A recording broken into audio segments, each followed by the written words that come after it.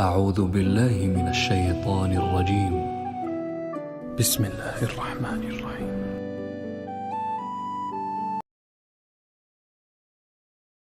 على رسوله الكريم اما بعد فاعوذ بالله من الشيطان الرجيم. بسم الله الرحمن الرحيم. ولا تقولوا لمن يقتل في سبيل الله اموات بل احياء ولكن لا تشعرون. ولنبلونكم بشيء من الخوف والجوع ونقص من الاموال والانفس والثمرات وبشر الصابرين الذين إذا أصابتهم مصيبة قالوا إنا لله وإنا إليه راجعون. أولئك عليهم صلوات من ربهم ورحمة وأولئك هم المهتدون. صدق الله العظيم. رب اشرح لي صدري ويسر لي أمري واحلل عقدة من لساني يفقهوا قولي. اللهم ربنا الهمنا رشدنا واعذنا من شرور انفسنا. اللهم ارنا الحق حقا وارزقنا اتباعه وارنا الباطل باطلا وارزقنا اجتنابه. آمین یا رب العالمین. معزز حاضرین اور محترم ناظرین و سامعین، السلام علیکم ورحمۃ اللہ وبرکاتہ. آج ہماری سے روزہ تقاریر کی آخری کڑی ہے. آپ کو یاد ہوگا کہ سب سے پہلے خطاب میں ہم نے قرآن کا فلسفہ شہادت سمجھا. قرآن مجید میں یہ اصطلاح کس معنی میں آئی ہے اور اس کے ساتھ ہی امت مسلمہ کا فرض منصبی. وَكَذَلِكَ جَعَلْنَاكُمْ أُمَّةً وَسَطًا لِتَكُونُوا شُهَدَاءَ عَلَى النَّاسِ وَيَكُونَ الرَّسُولُ عَلَيْكُمْ شَهِيدًا. تو اللہ کے دین کو بالفعل قائم کرنے کے لیے، تاکہ نوع انسانی پر ایک ابدی حجت قائم ہو جائے کہ اللہ کا دین قابل عمل ہے، اسے قائم کیا جا سکتا ہے اور یہ بہترین سماجی نظام ہے. پولیٹیکو سوشو اکنامک سسٹم اس سے بہتر آج تک چشم فلک نے نہیں دیکھا. یہ حجت قائم کرنے کے لیے جن حضرات نے اپنی جانوں کا نذرانہ پیش کر دیا، گویا کہ وہ اللہ کے گواہ قرار پائے، ان کے لیے لفظ شہید استعمال کیا گیا. دوسرے لیکچر میں آپ کو یاد ہوگا کہ ہم نے یہ بات سمجھنے کی کوشش کی کہ جب اللہ کا دین جزیرہ نماء عرب میں قائم ہو گیا اور گویا کہ ہم کہہ سکتے ہیں کہ انقلاب محمدی علیہ صاحب الصلاۃ والسلام کی تکمیل ہو گئی، تو جیسے کہ ہر انقلاب کے ساتھ ہوتا ہے، اس کے بعد کچھ کاؤنٹر ریولوشنری موومنٹ شروع ہوئی. چنانچہ سب سے پہلے اندرون ملک عرب جھوٹے نبی کھڑے ہو گئے، نبوت کے جھوٹے دعوے دار، اور بہت سے لوگوں نے حکومت کو زکوٰۃ ادا کرنے سے انکار کر دیا. اور یہ فتنہ اتنا بڑا تھا کہ واقعہ یہ ہے کہ اگر اسے کرش نہ کر دیا جاتا تو انقلاب محمدی علیہ صاحب الصلاۃ والسلام اسی وقت ناکام ہو جاتا. یہ حضرت ابو بکر صدیق رضی اللہ تعالیٰ عنہ کے فضائل کا سب سے درخشاں باب ہے کہ انہوں نے اپنے عزم اور ہمت اور استقلال اور اللہ پر اعتماد، اللہ پر توکل اور بھروسے کے ساتھ ان دونوں فتنوں کو آئرن ہینڈ کے ساتھ کرش کر دیا. اور سال سوا سال ہی میں ان دونوں کاؤنٹر ریولوشنری موومنٹس کو ختم کر کے اس کے بعد انہوں نے جلد ہی اس نظام کا گویا کہ انچارج حضرت عمر رضی اللہ تعالیٰ عنہ کو بنا دیا کہ جو خلیفہ ثانی ہے. پھر ہم نے دیکھا کہ حضرت عمر کے زمانے میں رضی اللہ تعالیٰ عنہ توسیع کا جو عمل ہے، توسیع انقلاب محمدی کا عمل بڑی تیز رفتاری کے ساتھ جاری ہوا. فتوحات کا سیلاب آیا، ایران پوری سلطنت تہس نہس ہو کر رہ گئی، اس کے پرچے اڑ گئے. سلطنت روما اپنے تمام شمالی افریقی مقبوضات سے محروم، مغربی ایشیا سے اسے بے دخل کر دیا گیا، صرف وہ یورپ کے اندر محدود ہو کر رہ گئی.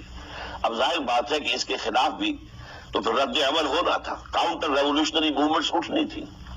تو سب سے پہلے حضرت عمر رضی اللہ تعالیٰ عنہ کی خلافت اور اس کے چراغ کو بجھانے کے لیے ایران کی طرف سے رد عمل ظاہر ہوا. ہرمزان جو ایک بڑا ان کا جرنیل تھا، اس کی سازش اور ابو لولو فیروز کے ذریعے سے حضرت عمر رضی اللہ تعالیٰ عنہ کو شہید کر دیا گیا. سمجھا یہ گیا تھا کہ یہ ساری عمارت شاید اسی شخصیت کے بل پر کھڑی ہے، لہذا جب میدان سے حضرت عمر ہٹ جائیں گے تو یہ خلافت کی پوری عمارت جو ہے وہ زمین بوس ہو جائے گی. لیکن معلوم ہوا یہ عمارت محمد کی بنائی ہوئی تھی صلی اللہ علیہ وسلم. کندر بتا رہے ہیں عمارت عظیم تھی، بڑی عظیم عمارت تھی جو حضور نے تعمیر کی تھی، لہذا حضرت عمر کی شہادت سے کوئی فرق واقع نہیں ہوا. حضرت عثمان رضی اللہ تعالیٰ عنہ آ گئے میدان میں، اور میں بتا چکا ہوں آپ کو کہ ان کے میں دور خلافت کے جو 12 سال ہیں ان میں سے پہلے 10 سال بالکل حضرت عمر فاروق رضی اللہ تعالیٰ عنہ کی خلافت کے دور کی مثال ہے. اسی تیزی کے ساتھ انقلاب جو ہے آگے بڑھ رہا تھا، فتوحات کا دائرہ پھیل رہا تھا، اور اندرون ملک پورا امن، سکون، اطمینان اور چین تھا. لیکن ان کی دور خلافت کے آخری دنوں میں اب یہودیوں کی طرف سے رد عمل اور ایک کاؤنٹر ریولیوشنری موومنٹ عبداللہ ابن سبا کے ذریعے سے، کہ جس نے اسلام کا لبادہ اوڑھا اور منافقت کے پردے کے ساتھ وہ عالم اسلام میں داخل ہوا، اور اس نے چونکہ دیکھ لیا پرانی چپکلش ہے، پرانی چشمک ہے جو قریش کے 2 بڑے قبیلوں کے مابین یا 2 بڑے گھرانوں کے مابین چلی آ رہی تھی، بنو ہاشم، بنو امیہ. تو پہلے 2 خلفاء جو تھے وہ نہ بنو ہاشم سے تھے نہ بنو امیہ سے تھے. حضرت ابو بکر صدیق بنو تیم سے تھے، حضرت عمر بنی عدی میں سے تھے، لیکن حضرت عثمان اب بنو امیہ میں سے تھے. اس کو انہوں نے گویا کہ دکھتی رگ بنا کر پکڑا اور پروپیگنڈا شروع کیا کہ خلافت تو بنو ہاشم کا حق ہے، کیونکہ حضور ہاشمی تھے صلی اللہ علیہ وسلم. تو گویا کہ عثمان غاصب ہیں رضی اللہ تعالی عنہ، بلکہ ان سے دونوں پہلے جو تھے حضرت عمر اور حضرت ابو بکر وہ بھی غاصب ہیں. اس کے ساتھ ہی فتنے کی مختلف شکلیں انہوں نے شروع کی. یہ الفتنۃ الکبریٰ کہلاتا ہے ہماری تاریخ میں، عظیم ترین فتنہ، جس کے نتیجے میں حضرت عثمان رضی اللہ تعالیٰ عنہ شہید ہو گئے. اور ان کی شہادت کے بعد اگرچہ خلافت حضرت علی رضی اللہ تعالیٰ عنہ کے ہاتھ میں آئی، لیکن یہ کہ باہمی خانہ جنگی کا وہ سلسلہ شروع ہوا جو حضرت علی کے دور خلافت جو 5 سالوں پر مشتمل ہے، اس کے دوران مسلسل خانہ جنگی رہی. ایک طرف شیعان علی تھے، دوسری طرف شیعان عثمان آ گئے جو حضرت عثمان رضی اللہ تعالیٰ عنہ کے قتل کے قصاص کے مطالبے کو لے کر سامنے آئے. جنگ جمل ہوئی، ایک رات میں 10,000 مسلمان شہید ہوئے. جنگ صفین میں 74,000 مسلمان شہید ہوئے. جنگ نہروان میں پھر 4,000 مسلمان شہید ہوئے. یہ شہادتیں جو چل رہی تھی یہ کس لیے چل رہی تھی کہ جو بھی عمارت خلافت کی قائم ہوئی تھی اب اسے قائم رکھا جائے. اغیار کی طرف سے جو سازشیں ہو رہی ہیں، جو حملے ہو رہے ہیں، اسے ختم کرنے کے لیے ان کا مقابلہ کیا جائے. تو یہ اور اس کا یہ دور ختم ہوتا ہے حضرت علی کی شہادت پر رضی اللہ تعالی عنہ. اور یہ بات نوٹ کر لیجیے کہ حضرت علی کو شہید کرنے والے وہ خارجی تھے. عبد الرحمن ابن ملجم خارجی طبقے سے تعلق رکھتا تھا جو پہلے حضرت علی کے لشکر میں شامل تھے، لیکن جب حضرت علی نے رضی اللہ تعالی عنہ تحکیم اور ثالثی کی تجویز قبول کر دی تو وہ ناراض ہو گئے کہ اللہ تعالیٰ ہی ہے حاکم اور حکم، ان الحکم الا للہ، یہ انسانوں کو حکم کیوں بنا لیا گیا. اور اس میں اتنی شدت اختیار کی کہ وہ علیحدہ ہو گئے، اس لیے انہیں خوارج کہا گیا. انہوں نے رائے یہ قائم کر دی جو مسلمان کبھی کوئی گناہ کبیرہ کا ارتکاب کرے گا وہ کافر قرار پائے گا. جب کافر ہوگا تو گویا کہ مرتد ہے تو واجب القتل، اس کا مال، اس کی عزت سب مباح ہے. یہ ہمارا سب سے پہلا گمراہ ترین فرقہ تھا. انہی میں سے 3 افراد نے بیٹھ کر اسکیم بنائی کہ یہ 3 افراد ایسے ہیں کہ جن کو اگر میدان سے ہٹا دیا جائے تو شاید مسلمانوں کی باہمی خانہ جنگی ختم ہو جائے اور مسلمان پھر کسی ایک خلیفہ پر راضی ہو جائے. اور یہ تینوں کافر ہیں، معاذ اللہ ثم معاذ اللہ. حضرت علی کافر ہیں، ان کو قتل کرنے کی ذمہ داری عبد الرحمن ابن ملجم نے لی. حضرت معاویہ قاتل ہیں، ان کے لیے کسی اور کو اسائن کیا گیا. عمرو بن العاص قاسم ہیں، ان کے لیے کسی اور کو اسائنمنٹ دی گئی. ہوا یہ کہ حضرت عمرو بن العاص وہ تو اس روز فجر کی نماز میں آئے نہیں، ان کی جگہ جو امام تھا وہ شہید کر دیا گیا۔ حضرت معاویہ رضی اللہ تعالی عنہ، ان پر وار اوچھا پڑا، زخمی تو ہوئے لیکن یہ کہ پھر تندرست ہو گئے۔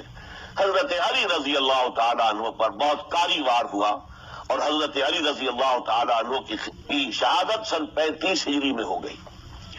یہ جو خلافت راشدہ کا اختتام یا تو سن 35 ہجری میں حضرت علی کی شہادت سے سمجھا جائے گا، یا میری ذاتی رائے ہے کہ نہیں، اس میں حضرت حسن کا دور خلافت بھی شامل ہونا چاہیے۔ حضرت حسن کو کسی نے نامزد نہیں کیا تھا، نہ انہوں نے اپنی امیدواری کے ساتھ اپنی طاقت کے بل پر خلافت حاصل کی تھی، بلکہ حضرت علی سے جب یہ کہا گیا تھا کہ کیا ہم آپ کے بیٹے حسن کے ہاتھ پر بیعت کر دیں، تو انہوں نے فرمایا تھا کہ میں نہ تمہیں روکتا ہوں نہ حکم دیتا ہوں، یہ تمہارا معاملہ ہے، تم جسے مناسب سمجھو اس کے ہاتھ پر بیعت کر لو۔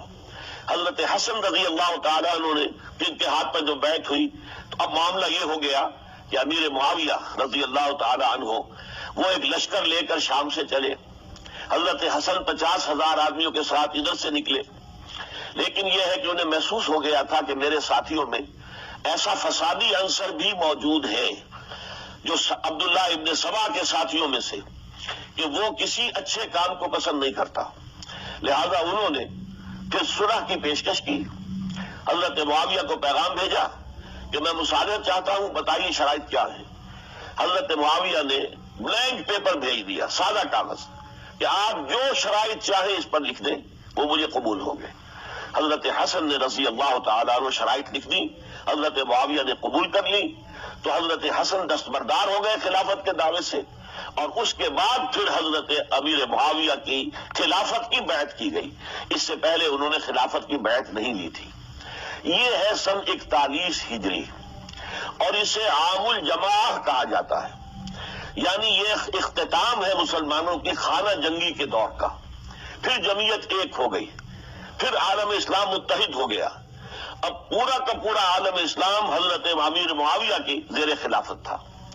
اور حضرت امیر معاویہ کون ہے؟ وہ خود ایک صحابی رسول ہیں، جلیل القدر صحابی رسول ہیں، اور آپ کو میں نے کل بھی بتایا تھا کہ حضرت معاویہ رضی اللہ تعالیٰ عنہ کی ایک ہمشیرہ ام حبیبہ رضی اللہ تعالیٰ عنہ حضور کے ازواج مطہرات میں سے ہیں، تو حضور کے گویا کے برادر نسبت ہی ہوئے۔ جو چند لوگ جو وحی کے لکھنے پر جو کاتبین وحی جو حضور نے مقرر کیے تھے، ان میں سے ایک حضرت معاویہ بھی ہے۔ پھر حضرت معاویہ کے لیے حضور کی دعا ہمیں ملتی ہے، اللہم اجعلہ ہادیا مہدیا، اے اللہ اسے ہادی ہدایت دینے والا بنا دے اور مہدی بنا دے جو ہدایت یافتہ ہو۔ تو یہ ان کی شان ہے۔ اور پھر یہ کہ ان کے زمانے میں جب عالم اسلام متحد ہو گیا، داخلی خلفشار ختم ہو گیا، تو فتوحات کا سلسلہ بھی دوبارہ جاری ہو گیا۔ حضرت علی رضی اللہ تعالیٰ عنہ کے 5 سالہ دور خلافت میں کوئی توسیع نہیں ہو سکی تھی دارالاسلام کی، کوئی مزید علاقے جو ہیں سلطنت اسلامی میں شامل نہیں کیے جا سکے تھے، اس لیے کہ سارا معاملہ تو داخلی خلفشار کا تھا۔ جو خانہ جنگی ہو رہی تھی، ایک دوسرے کی تیروں اور تلواروں اور نیزوں سے 1 لاکھ کے قریب مسلمان ختم ہو گئے تھے، تو اندر سے گویا کہ موشن ٹوٹ گیا اس سیلاب کا۔ تو سیلاب پھر دوبارہ جب امت جمع ہو گئی عام الجماع کے بعد، تو حضرت معاویہ رضی اللہ تعالیٰ عنہ ان کا دور خلافت اب 20 برس ہے، اندازہ کیجئے، یہ پورے 20 برس کوئی اندرونی خلفشار نہیں ہوا، کوئی جھگڑا نہیں ہوا، کوئی فساد نہیں ہوا، بلکہ جو فتوحات کا دائرہ تھا شروع ہو گیا۔ مکران اور سندھ کے علاقے فتح ہوئے، کابل اور یہ افغانستان کا علاقہ فتح ہوا، ترکستان کے علاقوں کے اندر پیش قدمی ہوئی، ادھر یہ کہ قیصر سلطنت روما کا اس کے مرکزی شہر قسطنطنیہ پر حملہ کیا گیا، جس کے لیے کہ حضور کی حدیث موجود تھی پیشن گوئی کے طور پر، اول جیش یغزو مدینۃ القیصر مغفورون لہم، حضور نے فرمایا تھا کہ جو پہلا لشکر قیصر کے شہر پر حملہ کرے گا تو وہ سب کے سب وہ مغفرت پا جائیں گے، اللہ تعالیٰ ان کی مغفرت فرما دے گا۔ اگرچہ کامیابی نہیں ہوئی، لیکن اس پیشن گوئی کی وجہ سے آپ کو معلوم ہے کہ حضرت ایوب رضی اللہ تعالی عنہ ان کو بھی اس پیشن گوئی کی وجہ سے، حالانکہ 90 برس سے اوپر عمر تھی، لیکن وہ بھی کہا انہوں نے کہ میں بھی اس میں جانا چاہتا ہوں. چنانچہ اس لشکر میں گئے، وہی فوت ہوئے.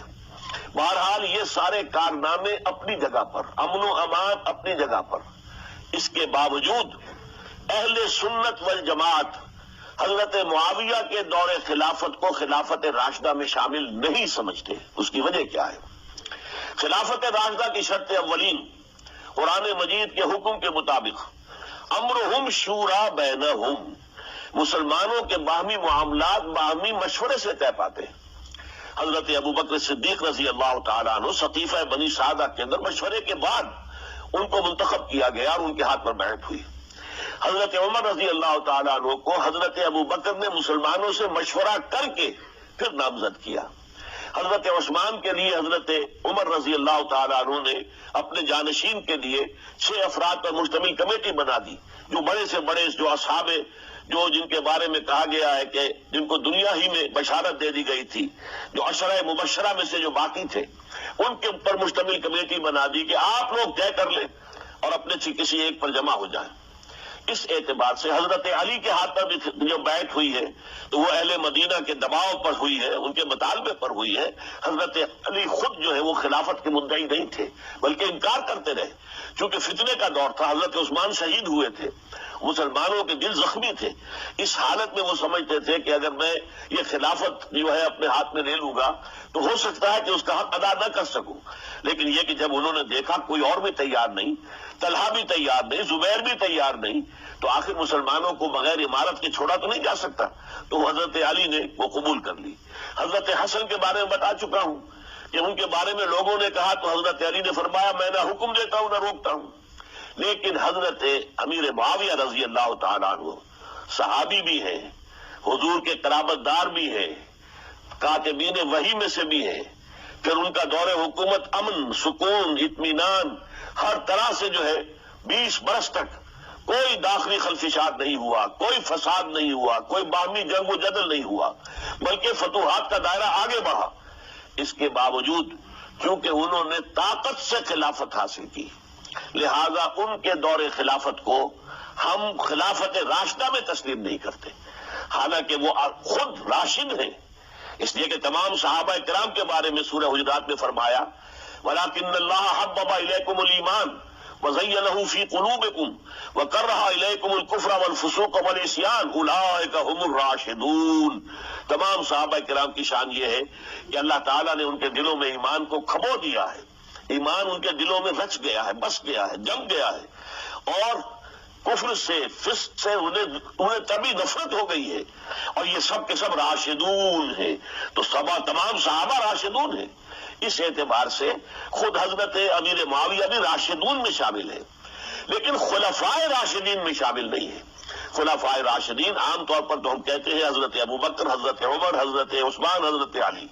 میں نے اپنی ذاتی رائے، حقیر سی رائے عرض کی ہے، اس میں حضرت حسن کا دور بھی شامل ہونا چاہیے 6 مہینے کا. تب وہ 30 برس پورے ہوتے ہیں. جو حدیث میں آیا ہے کہ خلافت جو ہے وہ 30 برس رہے گی، اس کے بعد ملوکیت شروع ہو جائے گی.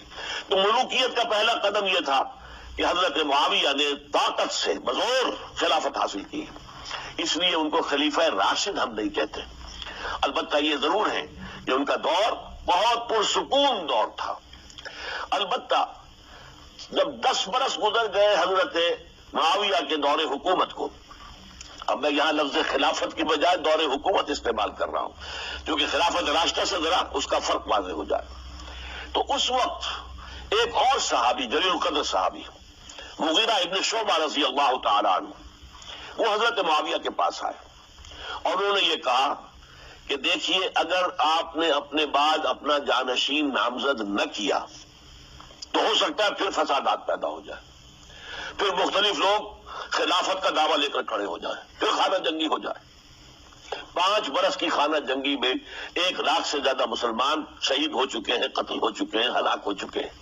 اب دوبارہ وہی دور نہ آ جائے، لہذا آپ اپنا جانشین نامزد کر دیجئے. امیر معاویہ ریلیکٹنٹ تھے، لیکن انہوں نے دلائل دیے، دلائل مضبوط تھے.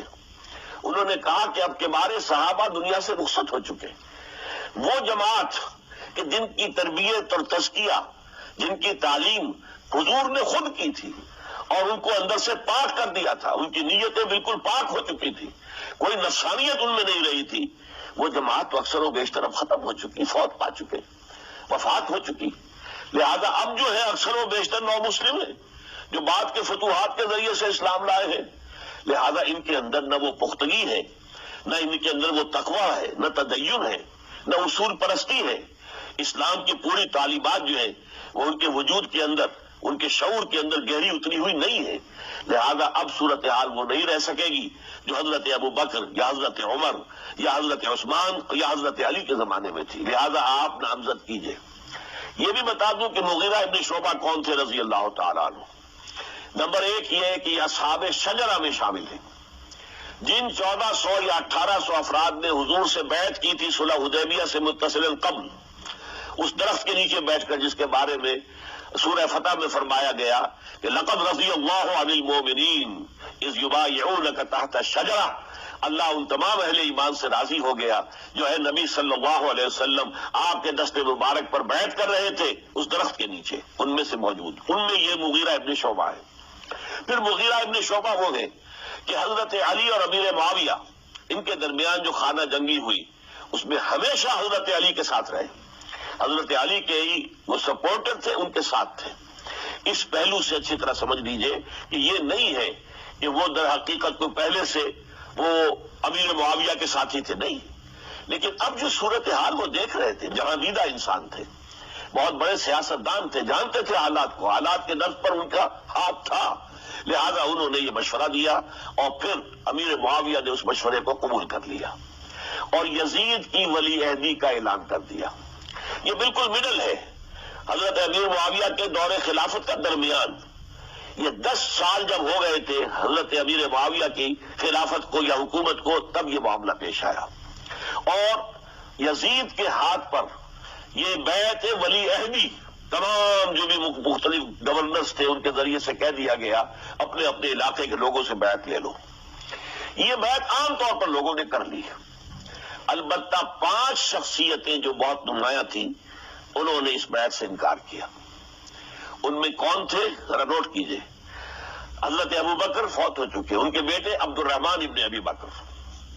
حضرت عمر فوت ہو چکے، ان کے بیٹے عبداللہ ابن عمر. حضرت زبیر فوت ہو چکے، ان کے بیٹے عبداللہ ابن زبیر.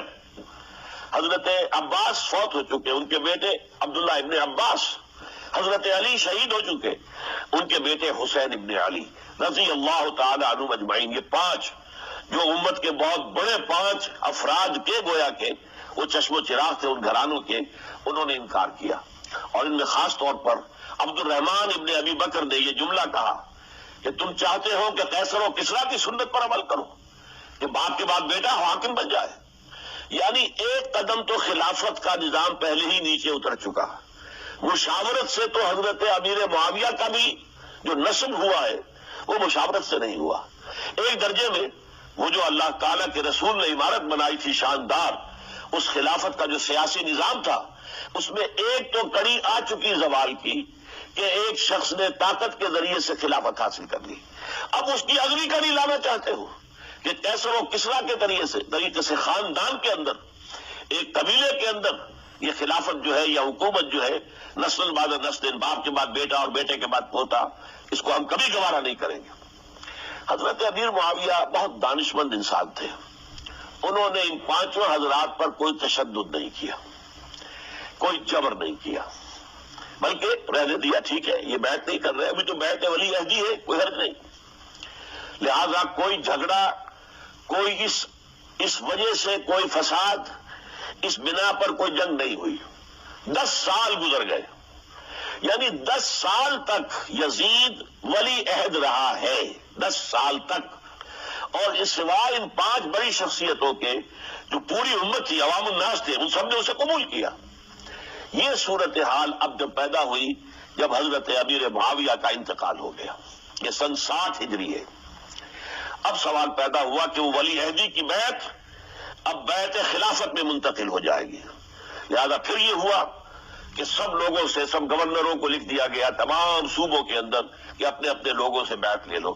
ظاہر بات ہے کہ وہاں کوئی ریفرینڈم نہیں ہوتا تھا، کوئی ووٹ نہیں ہوتے تھے کہ اس کی پرچیاں ڈالی جا رہی ہو، ایک ایک شخص سے رائے لینا نہیں ہوتی تھی، بلکہ اس وقت کی جمہوریت یہ تھی اور شورائیت یہ تھی کہ ڈفرینٹ کلینز ہیں، ڈفرینٹ فیملیز ہیں، ڈفرینٹ ٹرائبز ہیں، ان کے سردار، ان کے بڑے لوگ، ان کے اہم لوگ بیعت کر لیں تو گویا کہ سب کی بیعت ہو گئی۔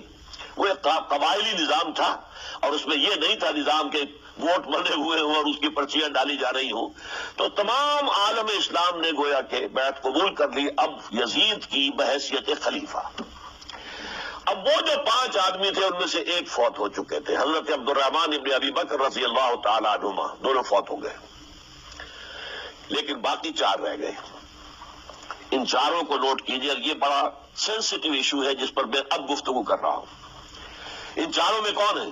عبداللہ ابن عباس، عمر میں سب سے بڑے وہ ہیں، اور ان کی شان یہ ہے کہ انہیں حبر الامہ کہا گیا ہے، امت کے سب سے بڑے عالم، اور قرآن مجید کے وہ سب سے پہلے مفسر ہیں۔ اصل جو جتنی بھی تفسیری روایات ہمیں ملتی ہے حضرت عبداللہ ابن عباس کے شاگردوں سے، تابعین سے، لہذا ان کا بہت اونچا مقام ہے۔ حضرت عبداللہ ابن عمر، اور ان کا مقام بھی آپ کو معلوم ہے، حدیثوں کی کتنی بڑی تعداد ہے جو عبداللہ ابن عمر سے مروی ہے، اور اس کو سلسلۃ الذہب کی پہلی کڑی کہا جاتا ہے۔ روایت حدیث میں جو سنہری زنجیر ہے اس کا آغاز حضرت عبداللہ ابن عمر ہے۔ ایک طرف یہ دونوں ہو گئے، ان دونوں کی رائے کیا ہوئی؟ اگرچہ کام غلط ہوا ہے، یہ اس طریقے سے قیصر و کسریٰ کی روایت پر عمل کرنا غلط ہے، لیکن یہ اتنی بڑی غلطی نہیں ہے کہ اس کی وجہ سے باہمی جنگ و جدال ہو، خوریزی ہو، ایک دوسرے کی گردنیں کاٹی جائیں اور فتنہ و فساد پیدا کر دیا جائے۔ لہذا انہوں نے یزید کی بیعت کر لی۔ 2 حضرات رہ گئے، یہ نسبتاً نوجوان ہیں، ان دونوں کی پیدائش ہجرت کے بعد ہوئی ہے۔ ہجرت کے بعد پہلا بچہ جو مہاجرین میں پیدا ہوا ہے وہ عبداللہ ابن زبیر ہے، بلکہ کچھ عرصے تک مہاجرین میں جب کوئی پیدائش نہیں ہوئی تو وہ مدینہ کے منافقین نے کہنا شروع کر دیا تھا کہ یہ یہاں کے کمزور ہو گئے، نامرد ہو گئے، ان کی اولاد اب چلے گی نہیں۔ تو عبداللہ ابن زبیر جب پیدا ہوئے، اور آپ کو معلوم ہونا چاہیے وہ حضرت ابوبکر صدیق کے نواسے ہیں، حضرت عائشہ صدیقہ کی ہمشیرہ حضرت اسماء کے بیٹے ہیں عبداللہ ابن زبیر، اور زبیر بہت شجاع، بہت ہی بہادر انسان تھے۔ تو عبداللہ ابن زبیر کے اندر بھی وہی کیفیات تھی۔ انہوں نے کہا نہیں، اس غلطی کو ہم برداشت نہیں کریں گے، خورزی ہوتی ہے تو ہو، لیکن ہم اسلامی نظام کو نیچے اترتا ہوا نہیں دیکھ سکتے۔ جیسے کبھی حضرت ابوبکر نے فرمایا تھا ایبدل الدین وانا حی، کیا دین میں ترمیم اور تنسیخ کر دی جائے گی؟ دین کو بدل دیا جائے گا، دین میں تحریف کر دی جائے گی جبکہ میں ابھی زندہ ہوں؟ میں جیتے جی یہ نہیں ہونے دوں گا۔ حضرت عبداللہ ابن زبیر کی یہ رائے ہوئی، وی ہیو ٹو چیلنج، ہم مقابلہ کریں گے، ہم اسے پیسیولی قبول نہیں کریں گے۔ انہوں نے بیعت سے انکار کیا اور مدینہ چھوڑ کر مکے جا کر حرم کے اندر پناہ گزین ہو گئے۔ یہی معاملہ حضرت حسین ابن علی رضی اللہ تعالی عنہما کا تھا، وہ بھی نہایت شجاع، نہایت جری، نہایت بہادر۔ انہوں نے بھی کہا کہ یہ غلط قیصر و کسریٰ کی روایت جو شروع ہو رہی ہے اسے ہم نے ریزسٹ کرنا ہے اور اسے ہم آگے نہیں چلنے دیں گے۔ ان پر بھی جب دباؤ ڈالا گیا کہ بیعت کرو تو وہ کچھ وقت مانگ کر کہ دیکھیے میں ایسا شخص نہیں ہوں کہ تنہائی میں علیحدہ کمرے میں بیٹھ کر بیعت کروں، جب عمومی بیعت لوگے تم سب سے تو میں بھی آ جاؤں گا، اس وقت لوگ فیصلہ کریں گے۔ تو بس اس وجہ سے پھر وہ گورنر جو تھا اس وقت مدینے کا، اسے اجازت لے کر آ گئے اور راتوں رات وہاں سے نکل کر وہ بھی مکے پہنچ گئے۔ تو اب یہ 4 جو ہے 2 گروہوں میں تقسیم ہو گئے، 2+2۔ 2 کی رائے یہ ہوئی کہ بات غلط ہے، لیکن اس کی بنا پر خوریزی، جنگ و جدال، جنگ آپس میں خوریزی کرنا یہ صحیح نہیں ہے، بلکہ مصلحت اس میں ہے کہ اس کو قبول کر لیا جائے۔ پھر اللہ تعالیٰ کو بہتر حالات پیدا کرے گا اس کے ذریعے سے، تعلیم کے ذریعے، تلقین کے ذریعے سے، جیسے نبی اکرم صلی اللہ علیہ وسلم نے اتنا عظیم انقلاب برپا کیا تھا۔ ہم کوشش کریں گے کہ نظام حکومت کی اصلاح ہو جائے، لیکن اس وقت اگر ہم اڑ گئے تو پھر گویا خوریزی اور فساد اور باہمی جنگ ہے وہ شروع ہو جائے گی۔ اور دو حضرات کی رائے ہوئی کہ نہیں، ہمیں ہر صورت میں رجسٹ کرنا ہے، خوریزی ہوتی ہے تو ہو، ہمیں جانے دینی پڑتی ہے تو دیں گے، ہم شہادت قبول کریں گے، لیکن اس غلطی کو قبول نہیں کر سکتے۔ تو میں اس کے لیے عرض کر رہا ہوں، یہ تیسری شہادتوں کا جو دور شروع ہوا ہے، پہلا شہادتوں کا دور حضور کا دور، دین کو قائم کرنے کی جدوجہد میں جنہوں نے جانیں دی ہیں۔ دوسرا دور اس دین کے خلاف جو کاؤنٹر ریولیوشنری موومنٹس آئی ہے ان کو رفع کرنے کے لیے جانے دینا، ہزاروں صحابہ کی جانیں اس میں بھی گئی ہیں، وہ سیلمہ ابن کذاب ہو یا مانعین زکوٰۃ ہو، ان کے خلاف جو جہاد ہوا۔ پھر ظاہر بات ہے کہ حضرت عثمان رضی اللہ تعالیٰ عنہ کے بعد جو فساد ہوا، وہ شہادتیں کیا تھی؟ اس دین کے نظام کو قائم رکھنے کے لیے، انٹیکٹ رہے، دشمن اس کے اندر رکھنے ڈالنے میں کامیاب نہ ہو جائے۔ اب تیسرا دور وہ آ رہا ہے کہ جبکہ داخلی طور پر اس نظام خلافت کے اندر زوال شروع ہو رہا ہے، اس زوال کو روکنے کے لیے کہ وہ اپنی اصل جو خلافت کا نظام اللہ نے اور اس کے رسول نے دیا ہے اس کی بنیاد پر قائم رہے، لہذا ہم رجسٹ کریں گے اس تبدیلی کو اور میدان میں آ کر مقابلہ کریں گے۔ یہ حضرت عبداللہ ابن زبیر رضی اللہ تعالی عنہما اور حسین ابن علی رضی اللہ تعالی عنہما، اب ان دونوں میں ایک اختلاف ہوا۔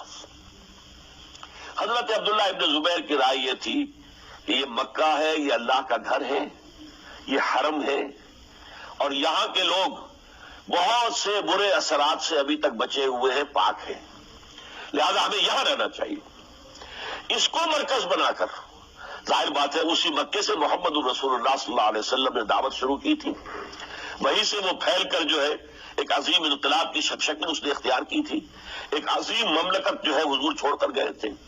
تو ہمیں مکے میں رہ کر ہی اپنی تحریک شروع کرنی چاہیے، لیکن ادھر حضرت علی کے پاس پیغام آ رہے تھے کوفے سے، کوفہ چونکہ حضرت حسین کے پاس پیغام آ رہے تھے کوفے سے، چونکہ کوفے کو حضرت علی نے دارالخلافہ بنا لیا تھا، اور وہاں سمجھا جاتا تھا کہ حضرت علی کے ہمدرد اور حضرت شیعان علی جنہیں ہم کہیں، ان کے ساتھی ہم خیال یہ لوگ ہیں کثرت کے ساتھ، اور وہاں سے اب خطوط کا تانکا شروع ہو گیا، آپ یہاں آئیے، ہم بےتاب ہیں، آپ کا استقبال کریں گے، آپ کے ہاتھ پر بیعت کریں گے، تاکہ یہ جو قیصر و کسریٰ کی سنت شروع ہو رہی ہے اس کو روکا جا سکے۔ وہ تانکا بدا ہوا ہے خطوط کا۔ تو حضرت حسین رضی اللہ تعالیٰ عنہ نے فیصلہ کر لیا کہ میں کوفے جاؤں گا۔ حضرت زبیر روکتے رہ گئے کہ نہیں، کوفیوں پر اعتماد نہ کیجیے، یہ زبانی کلامی ساتھ دیتے ہیں، جب ڈنڈا چلتا ہے تو پھر یہ ہٹ جاتے ہیں میدان سے، ان پر اعتماد نہ کریں آپ، لہذا یہی مکے میں رہیے اور ہم دونوں مل کر ایک بڑی طاقت بن جائیں گے، اور یہ مکہ جو ہے ہمارے لیے حصار ہے، یہ ہمارے لیے پناہ گاہ ہے، یہاں سے اس دعوت کا آغاز کیا جائے۔ اب یہ افسوس ہے، اسے اللہ کی مشیت سمجھا جائے، اللہ کی مرضی ہے، جو کچھ ہوتا ہے وہ تو باذن رب ہوتا ہے، اللہ اپنی مصلحتوں سے ہم سے زیادہ واقف ہے، ہم تو نہیں سمجھ سکتے۔ حضرت حسین نے فیصلہ کیا اور ڈٹ گئے اس فیصلے پر کہ میں کوفے جاؤں گا۔ اب یہ بھی بات قرآن مجید میں آیا ہے، حضور سے خطاب کر کے فرمایا گیا فَإِذَا عَزَمْتَ فَتَوَكَّلْ عَلَى اللَّهِ، جب ایک مرتبہ آپ ایک ارادہ کر لیں تو پھر اللہ پر توکل کیجئے۔ تو یہ نہیں کہ کبھی آگے کبھی پیچھے جاؤں یا نہ جاؤں، یہ نہیں، یہ تردد یہ نہیں، بلکہ یہ کہ فیصلہ کر کے ڈٹ جائیے، اس لیے کہ جو بھی نتیجہ ہے وہ تو اللہ کے ہاتھ میں ہے، لہذا اللہ پر توکل کیجئے۔ فَإِذَا عَزَمْتَ فَتَوَكَّلْ عَلَى اللَّهِ، لہذا سب نے سمجھایا حضرت حسین کو کہ آپ کوفے نہ جائیں۔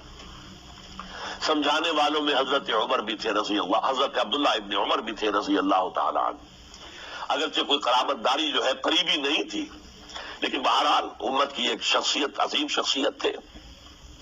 سمجھانے میں سب سے زیادہ زور صرف کیا ہے حضرت عبداللہ ابن عباس نے رضی اللہ تعالی عنہما۔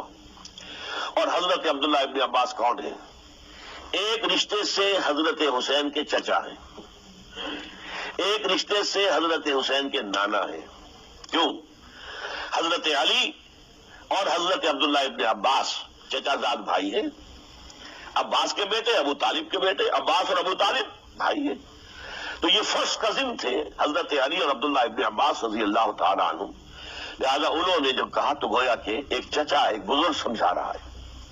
اور دوسرے رشتے سے حضور نانا تھے حضرت حسین کے، اور حضور بھی کزن تھے حضرت عبداللہ ابن عباس کے، چچا زاد بھائی ہیں۔ اس حوالے سے سمجھ لیجئے کہ حضور کے کزن نانا کے درجے میں آ گئے، تو یہ دو رشتے تھے حضرت عبداللہ ابن عباس کے، اور انہوں نے بڑی الہا و زاری کے ساتھ، بڑی اپنے مقام سے نیچے اتر کر خوشامد کی ہے، حسین خدا کے لیے باز آ جاؤ، حسین خدا کے لیے باز آ جاؤ، حسین اگر جانا ہی ہے تو اپنے بال بچوں کو لے کر نہ جاؤ۔ جس طریقے سے تمہارے باپ حضرت علی رضی اللہ تعالیٰ عنہ کو کوفہ کے اندر ذبح کر دیا گیا، کہیں ایسا نہ ہو کہ تمہیں بھی تمہارے بال بچوں کے سامنے ذبح کر دیا جائے، باز آ جاؤ۔ لیکن حضرت حسین اب اللہ کی طرف سے ان کے دل میں ایک ارادہ پختہ ہو چکا تھا، اور انہوں نے حضرت مسلم بن عقیل کو بھیجا تھا کہ جاؤ میری طرف سے کوفے والوں سے بیعت لے اور پھر مجھے اطلاع دو۔ وہ گئے، وہاں 12,000 افراد نے بیعت کر لی۔ اب ان کا خط آ گیا کہ یہاں تو فضا بالکل ہموار ہے، اتنے لوگوں نے بیعت کی ہے، باقی بھی جیسے ہی آپ سامنے آ جائیں گے سب بیعت کر لیں گے، لہذا یہاں پر کوئی ریزسٹنس کے لیے گویا کہ ہمارے پاس طاقت اس کوفے کے اندر بہت مضبوط طاقت ہوگی کہ ہم یزید کی حکومت کے خلاف ریزسٹ کر سکیں۔ اس کے بعد ہوا کیا، یزید نے عبید اللہ ابن زیاد کو گورنر بنا کر بھیج دیا۔ یہ شخص تھا بہت ڈنڈا چلانے والا، اس نے سختیاں شروع کی تو بہت سے لوگ اس بیعت سے تائب ہو گئے، لیکن مسلم بن عقیل وہ میدان میں آئے اور ان کے ساتھ ہزاروں آدمی آ گئے جنہوں نے بیعت کی تھی، ابھی تک بیعت پر قائم تھے، اور انہوں نے گورنر کے گھر کا گھیراؤ کر لیا۔ گورنر کے ساتھ 30-40 آدمی تھے کل، وہ چھتوں پر چڑھ گئے، وہاں سے پتھراؤ کیا، اور وہاں سے جو 30-40 آدمی کوفے کے تھے ان سے کہا تم اپنے اپنے لوگوں کو کہو کہ چلے جائیں واپس یہاں سے۔ انہوں نے اوپر سے کہنا شروع کیا، ڈرایا، بہت خوفناک نتیجہ نکلے گا، اب عبید اللہ ابن زیاد تم سب کو ہلاک کر دے گا۔ ایک ایک کر کے بھیڑ چھٹتی چلی گئی اور صرف چند افراد رہ گئے، اور اس کے نتیجے میں حضرت مسلم بن عقیل شہید کر دیے گئے، بلکہ ایک شخص خانی نے انہیں پناہ دی تھی کوفے میں، ان کو بھی قتل کر دیا گیا، شہید کر دیا گیا۔ اس پر یہ ہے کہ انہوں نے ایک شخص کے ذریعے سے پیغام دیا قتل کیے جانے سے پہلے کہ دیکھو میرا تو وقت آ گیا ہے، میں تو اب قتل ہو جاؤں گا، شہید کر دیا جاؤں گا، تو میرا پیغام حسین تک پہنچا دو رضی اللہ تعالیٰ عنہ کہ یہاں یہ بغاوت ہو گئی، لوگوں نے، کوفیوں نے، الکوفی لا یوفی، کوفی جو ہے وہ پورا نہیں کرتا اپنے عہد کو اور وفا کو، اس کا ایک ثبوت ہمیں مل گیا ہے، یہ سب کے سب منحرف ہو گئے بیعت سے، آپ جہاں تک آ گئے وہاں سے واپس چلے جائیے۔ جب حضرت حسین کے پاس یہ پیغام پہنچا اور انہوں نے ارادہ کیا کہ ٹھیک ہے یہ تو حالات بدل گئے، لہذا واپس چلنا چاہیے، شاید عبداللہ ابن زبیر کی رائے ہی صحیح ہے، ہمیں مکے ہی میں بیٹھ کر کام کرنا چاہیے، لیکن اب جو ہے عرب کا ایک خاص مزاج ہے۔ حضرت مسلم بن عقیل کے بیٹے آڑے آ گئے، اب ہم اپنے باپ کے خون کا قصاص لیے بغیر نہیں جائیں گے، اور حضرت حسین رضی اللہ تعالیٰ عنہ بابروت انسان، شریف النفس انسان، کیسے ممکن تھا غیرت مند غیور انسان وہ کیسے ان کی بات کو رد کر دیتا، لہذا اچھا چلو چلتے ہیں کوفے کی طرف۔ آگے بڑھتے چلے گئے، کربلا میں پہنچ گئے، جو کچھ وہاں ہوا ہے پھر آپ کو معلوم ہے۔ اس میں یہ بات ہے پہلے 1000 کا لشکر بھیجا تھا عبید اللہ ابن زیاد نے، اس پر حضرت حسین رضی اللہ تعالیٰ عنہ نے جو باتیں کہی وہ کچھ اثر انداز ہو گئی۔ ان کا افسر جو تھا حر بن یزید تمیمی، وہ بعد میں حضرت حسین کا حامی ہو گیا اور حضرت حسین کے ساتھ ہی اس کو بھی شہادت نصیب ہوئی۔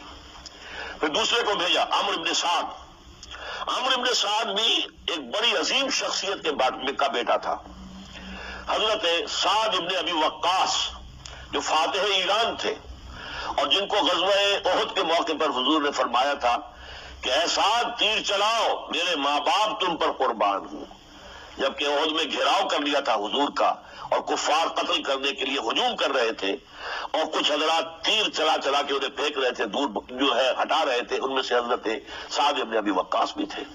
پھر وہ فاتح ایران تھے، اسی لیے گورنر بن گئے تھے ایران کے۔ سعد جو ہے ان کا بیٹے، یہ عمرو جو ہے یہ اب ایک بڑے صوبے کا گورنر بھی تھا، اس وقت 4000 آدمی دے کر بھیجا، وہ بھی نرمی کرتا رہا، اس نے کوئی تشدد نہیں کیا، اس کے اندر بہرحال اپنے عظیم باپ کے خون کا کچھ اثر تھا، لیکن یہ کہ پھر ابن زیاد کو اطلاع مل گئی کہ عمرو ابن سعد جو ہے وہ تو لے تو لال کر رہا، حملہ نہیں کر رہا، قتل نہیں کر رہا، بلکہ یہ کہ وہ تو اس راستہ بھی دینے کو یہ تیار ہے کہ نہ مدینے کی طرف جائیے اور نہ آپ مکے کی طرف جائیے، نہ کوفے کی طرف جائیے، بلکہ آپ چاہے تو دمشق چلے جائیں، یزید سے اپنا معاملہ کر لیں۔ اس پر ابن زیاد نے پھر وہاں سے خط لکھا ہے، میں نے تمہیں اس کام کے لیے بھیجا تھا، میں نے تمہیں حکم دیا تھا حسین سے میری بیعت لو، یعنی میری بیعت کے ذریعے یزید کی بیعت لو اور اسے پکڑ کر لا کر میرے سامنے پیش کرو۔ لہذا پھر اس نے ایک بہت خوخار شخص کو زیادہ فوج دے کر بھیجا ہے، اور وہ جو ہے اس نے آ کر جو ہے شمر میں پھر اس نے فیصلہ کن معاملہ کیا۔ حضرت حسین رضی اللہ تعالیٰ عنہ نے ان دنوں میں جو وہاں گزرے، جتنے بھی کوفی آئے ہوئے تھے نا، اکثر و بیشتر تو کوفے کے لوگ تھے، ان سے کہا کہ میں خود نہیں آیا، تم نے مجھے بلایا تھا، اے فلاں ابن فلاں، کیا تم نے مجھے خط نہیں لکھا تھا کہ آؤ؟ اے فلاں ابن فلاں، کیا تم نے مجھے پیغام نہیں بھیجا تھا کہ یہاں تشریف لائیے؟ اور دیکھو میرے پاس تمہارے خطوط موجود ہیں۔ وہ ایک تھیلا جس میں کہ خطوط ہے وہ ملا کے میدان میں رکھ دیا۔ یہ حضرت حسین رضی اللہ تعالیٰ عنہ کی شرافت اور اپنی صاف دلی، کوئی اس کے اندر عیاری نہیں تھی ان کے اندر، معاذ اللہ ثم معاذ اللہ، لیکن یہ کہ اس کا نتیجہ اچھا نہیں نکلا۔ نتیجہ کیا نکلا؟ اب انہیں پتا چل گیا کوفیوں کو، اگر اب حسین زندہ دمشق پہنچ گئے یزید کے پاس تو یہ ہم سب کا بھالا پھوڑ دیں گے، ہماری شامت آ جائے گی، لہذا اب تو کسی صورت انہیں زندہ نہیں رہنے دینا۔ یہ بڑا اہم واقعہ، نوٹ کر لیجیے اس کو، اس لیے کہ حضرت حسین نے ایک ایک کا نام لے کر اے فلاں ابن فلاں، اے فلاں ابن فلاں، اے فلاں ابن فلاں، کیا تم نے خط نہیں لکھا تھا؟ کیا تمہارا پیغام نہیں تھا؟ اب انہوں نے دیکھا کہ یہ بہانہ اگر یزید کے ہاں جا کر پھوڑ دیا گیا تو پھر ہماری خیر نہیں ہوگی۔ یہی وجہ ہے حضرت حسین کو شہید کرنے کے بعد، یہ نوٹ کر لیجئے، 72 آدمی تھے کل، جس کو کہہ لے لشکر حضرت حسین کا رضی اللہ تعالیٰ عنہ، ان میں سے 20 خاندان بنی ہاشم کے چشم و چراغ تھے۔ وہ بڑی بہادری سے لڑے ہیں، بڑی بہادری سے لڑے، ایک ایک نے لڑ کر جان دی ہے، مہوتسو کو 12 ہے۔ یقاتلون فی سبیل اللہ فیقتلون ویقتلون، قتل کر بھی رہے تھے، قتل ہو بھی رہے تھے، ایک ایک کر کے قتل ہو رہے تھے، شہید ہو رہے تھے۔ 20 جو ہے خاندان بنی ہاشم میں سے شہید ہوئے ہیں۔ حضرت حسین رضی اللہ تعالیٰ عنہ کا ایک بہت ہی انفنٹ چھوٹا بچہ وہ بھی شہید ہوا ہے۔ باقی سب مرد، تمام مرد، سوائے ایک حضرت حسین کے بیٹے حضرت علی بن حسین زین العابدین کہلائے بعد میں، وہ بیمار تھے، وہ جنگ میں حصہ نہیں لے سکتے تھے، وہ بچ گئے صرف۔ اچھا، حضرت حسین شہید ہو گئے، یہ ہے 10 محرم الحرام سن 61 ہجری۔ کیا مطلب ہے؟ حضور کے انتقال کے ٹھیک 50 برس بعد، سن 11 ہجری میں حضور کا انتقال، اور سن 61 ہجری میں حضور کے نواسے اور جن کے بارے میں حضور نے فرمایا سیدہ شباب اہل الجنہ، حضرت حسین شہید کر دیے گئے۔ اور اس کے بعد اس لشکر نے خیموں کو آگ لگا دی۔ یہاں نکتہ سمجھ لیجیے، آگ کیوں لگائی؟ انہیں معلوم تھا ہمارے خلاف ڈاکومنٹری پروف موجود ہے وہاں پر، وہ ہمارے خطوط کے تھیلے وہاں موجود ہیں، اگر وہ باقی رہ گئے تو ہماری شامت آ جائے گی، ہمیں کون بچائے گا؟ ورنہ ظاہر بات ہے کہ اگر تو وہ دشمنی کے انداز میں بات ہوتی تو خواتین کی بھی بے حرمتی کی گئی ہوتی، لیکن نہیں، کسی نے، ظاہر بات ہے کہ خانوادہ نبوت کی کسی خاتون کی بے حرمتی نہیں کی، قطعاً نہیں کی، قطعاً نہیں کی، قطعاً نہیں کی، لیکن خیمے جلانا ان کی ضرورت تھی تاکہ وہ ریکارڈ جو ہے ان کا وہ تلف ہو جائے، سارے خطوط جو ہے وہ جل جائے تاکہ ان کے خلاف ثبوت باقی نہ رہے۔ یہ عظیم سانحہ کربلا ہے۔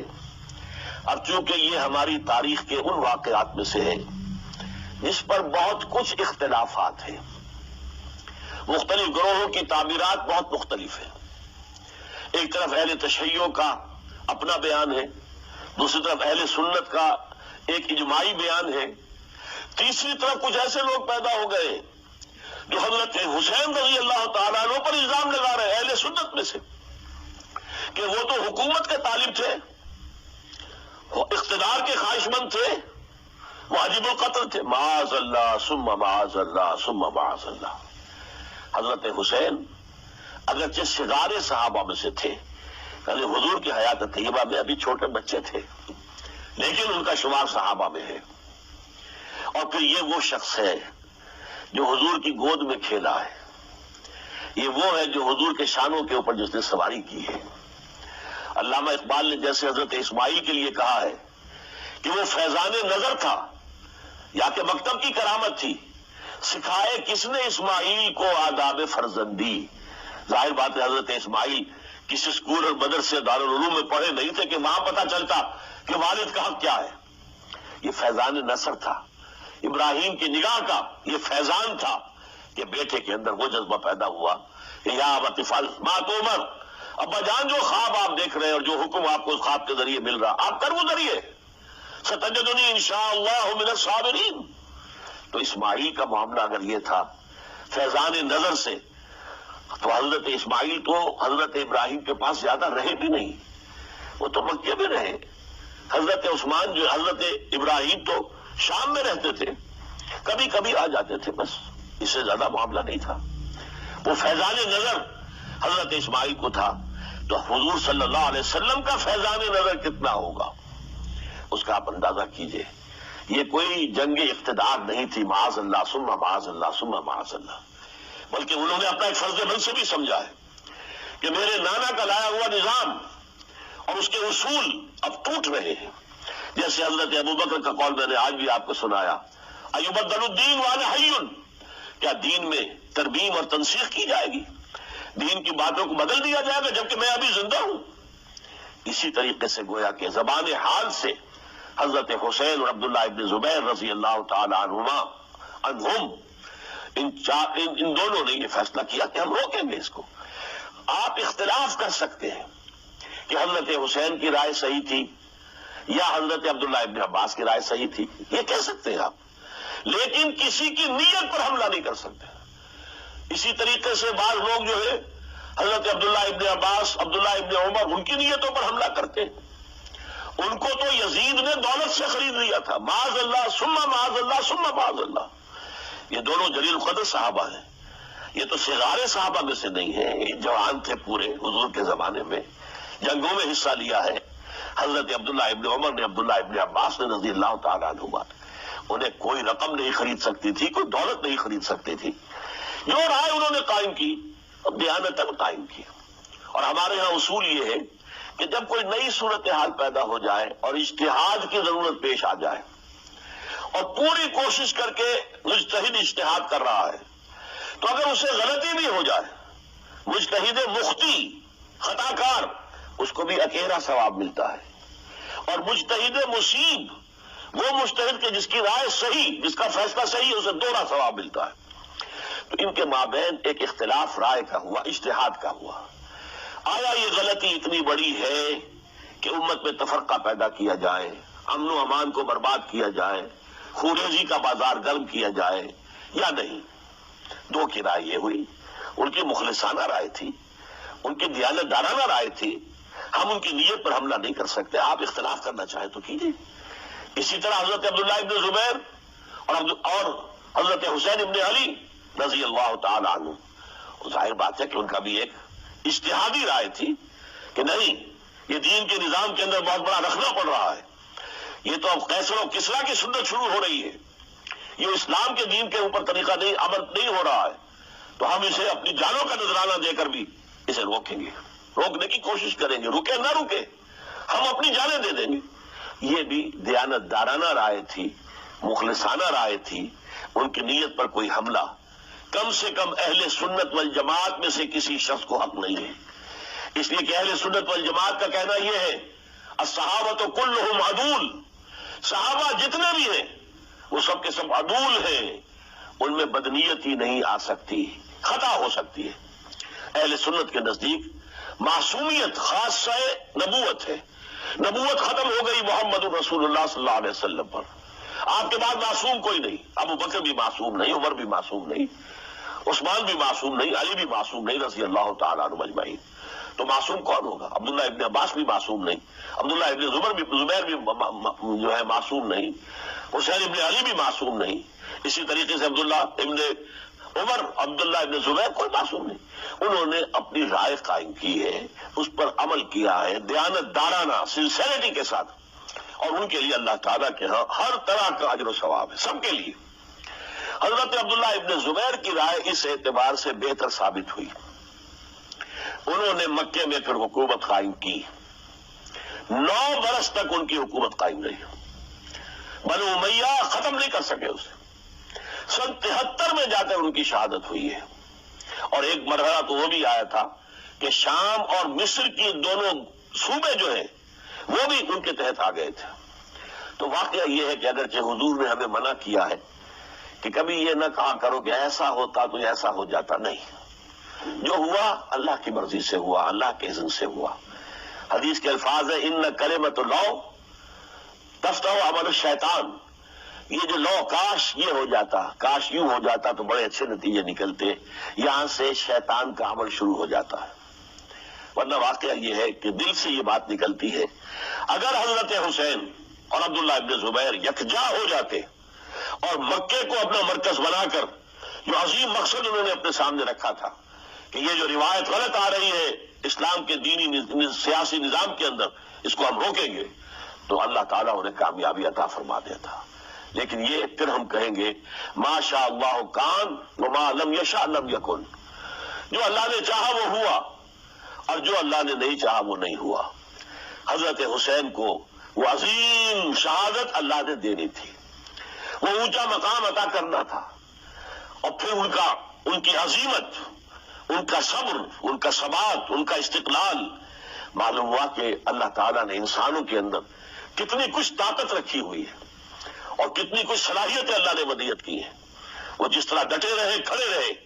واقعہ یہ ہے کہ وہ بھی نوع انسانی کے لیے ہمیشہ کے لیے ایک سبق ہے، اور وہ سبق یہ ہے کہ آپ حق، جو بھی آپ حق سمجھے اس حق کے اوپر ڈٹ کر کھڑے ہو جائیں، اور اس میں پرواہ نہ کیجئے کہ آپ کی نفری کم ہے یا آپ کے ساتھ تعداد زیادہ، کوئی خیال نہ کیجئے، اس کی فکر نہ کیجئے کہ حالات ادھر ہیں یا ادھر ہیں، حالات سازگار آپ کے دشمن کے ساتھ ہے یا آپ کے ساتھ ہے، کوئی فکر نہ کیجئے۔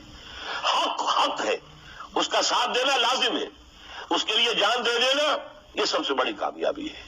وَلَا تَقُولُوا لِمَن يُقْتَلُ فِي سَبِيلِ اللَّهِ أَمْوَاتٌ، ہرگز نہ کہنا ان کو جو اللہ کی راہ میں قتل ہو جائیں کہ وہ مردہ ہیں، بل احیاء، وہ تو زندہ ہیں، وَلَٰكِن لَا تَشْعُرُونَ، کہ تمہیں شعور نہیں ہے۔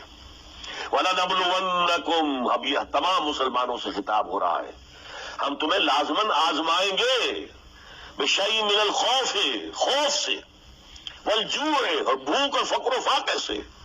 حضرت حسین اور ان کے ساتھیوں کو پیاس کے ذریعے سے آزمایا گیا، حالانکہ دریا دور نہیں ہے لیکن پانی بند کر دیا گیا، کیسی کیسی شدت اور کیسے کیسے سخت حالات کا سامنا کیا، لیکن جھکے نہیں، گردن نہیں جھکی، ڈٹے رہے اپنے موقف کے اوپر۔ وَلَنَبْلُوَنَّكُمْ بِشَيْءٍ مِّنَ الْخَوْفِ وَالْجُوعِ وَنَقْصٍ مِّنَ الْأَمْوَالِ وَالْأَنفُسِ وَالثَّمَرَاتِ، اور ہم تمہیں جانی اور مالی نقصانات کے ذریعے سے آزمائیں گے۔ وَبَشِّرِ الصَّابِرِينَ، اور اے نبی بشارت دے دیجئے صبر کرنے والوں کو۔ الَّذِينَ إِذَا أَصَابَتْهُمْ مُصِیبَةٌ، وہ کہ جن کو اگر کوئی مصیبت آئے، ان پر نازل ہو جائے، قالوا، تو وہ کہیں گے اِنَّا لِلَّهِ وَإِنَّا إِلَيْهِ راجعون، ہم اللہ ہی کے ہیں، اللہ ہی کی طرف ہمیں لوٹ جانا ہے۔ أُولَٰئِكَ عَلَيْهِمْ صَلَوَاتٌ مِّن رَّبِّهِمْ وَرَحْمَةٌ، یہ ہے وہ جن پر ان کے رب کی طرف سے صلوات ہے، درود ہے اور رحمت ہے۔ وَأُولَٰئِكَ هُمُ الْمُهْتَدُونَ، اور یہی ہدایت یافتہ ہیں۔ اللہم ربنا اجعلنا منہم، اللہم ربنا اجعلنا منہم، میرے اور آپ کے لیے سبق یہ ہے، صرف حضرت حسین کا کوئی دن بنا لینا یہ نہیں، ٹھیک ہے یاد تاکہ کیجئے، بہت اچھی بات ہے، لیکن اس کا نتیجہ یہ نکلنا چاہیے کہ اگر حضرت حسین نے اپنی ہی نہیں، اپنے خاندان کی، اپنے اعزاء و اقربا کی، اپنے ساتھیوں کی جانوں کی قربانی پیش کر دی حق کے لیے، تو ہمیں بھی فیصلہ اور سبق یہ لینا چاہیے کہ ہمیں حق کا ساتھ دینا ہے، ہر سے بعد چاہے اس کے نتائج کچھ بھی نکلے۔ اقول قولی ھذا واستغفر اللہ لی ولکم ولسائر المسلمین والمسلمات۔